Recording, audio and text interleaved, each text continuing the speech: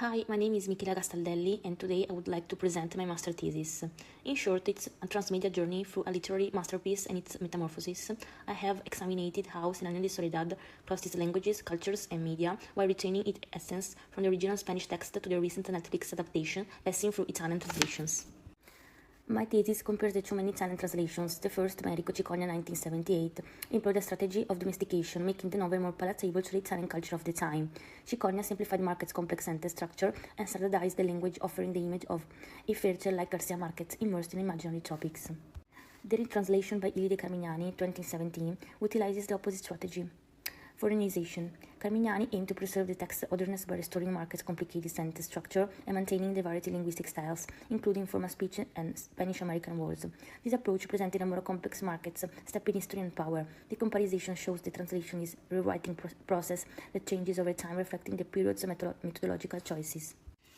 Cien años de soledad is the cornerstone of the magical realism, where the fantastic and the everyday merge into a single reality. Written during the Latin American literary boom of the 1960s, the novel is a profound metaphor for Colombian history, tracing civil wars and political violence, including the 1928 Banana Massacre. These events are set in the fictional town of Macondo, inspired by the Marquez's childhood village of Aracataca. My thesis highlights the importance of oral tradition and biographical roots. Marquez's imagination was shaped by his grandparents. His grandmother, Tranquilina Garan, instilled a serene and credible narrative voice by recounting stories of ghosts and miracles with absolute naturalness. His grandfather, Colonel Nicolas Marquez, imparted a practical sense of history and social justice. This dual legacy is evident in the Buendia family. The visionary José Arca de Buendia, his wife Ursula, embodying practical wisdom and historical continuity, and the legendary Colonel Aureliano Buendia, whose 32 lost revolts represented the disillusionment of utopia and the endless cycle of the violence. The novel utilizes a circular structure with time, where events, names, and destinies are repeated, suggesting an eternal return. This effect is achieved through frequent anticipation and flashbacks, intertwining past, present, and future. The narrative style is defined by its calm, factual tone. In Macondo, incredible events are recounted as if they were everyday occurrences. For instance, Remedios Labeya's ascension to heaven is described in a plain way, like an ordinary accident, and the non-stop rain after the Banana Massacre is treated like a mere weather report. Linguistically, Marquez employs a rich vocabulary and complex syntax, favoring long, complicated sentences that create smooth, almost spiral-like flow. He also combines formal passages with lively, informal dialogues. The intentional repetition of names and phrases contributes to the narrative circular and musical feel. The final sections of my thesis addresses the intersemiotic translation of the novel into Netflix series. Marquez refused film rights during his life, but his children agreed to a Spanish-language series after his death, ensuring an authentic Colombian production. The adaptation faced two main challenges: simplification, focusing on the core family story, and translation, the circular time. The latter was solved using a non-linear editing technique, with frequent flashbacks and visual references to represent the repetition of destiny.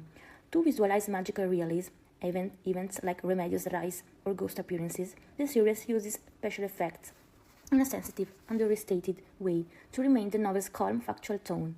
The production emphasizes cultural authenticity, with dialogues in Colombian Spanish, and even the indigenous Guayú language, and environmental details like the yellow butterflies. For the Italian audience, the challenge is audiovisual translation. Dubbing the local tradition requires significant condensation of dialogue due to the synchronization needs, which often leads to a loss of cultural details. Subtitles are offered greater linguistic fidelity, but are restricted by technical limits. In both cases, the key concept is meditation, balancing fidelity to the original with accessibility for the viewer. In conclusion, my critical analysis shows that Cien años de soledad is highly resilient work, capable of preserving its identity across multiple transformations. All types of art require compromises, but it precisely tests differences that allow that work to renew itself.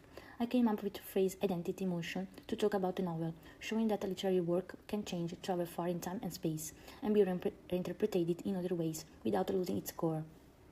The recent Netflix series, which was well received, has had a positive effect. Many viewers had read the novel for the first time or gone back to it again, which has led to a big increase of sales and started a lot of discussions in academic circles. We can therefore say that a century of solitude has become a century of connections. This connection can be found between different cultures, between literature and audiovisual media, and between past and present. The myth of Macondo lives on and keeps on growing, crossing boundaries and speaking to everyone. Thank you for listening.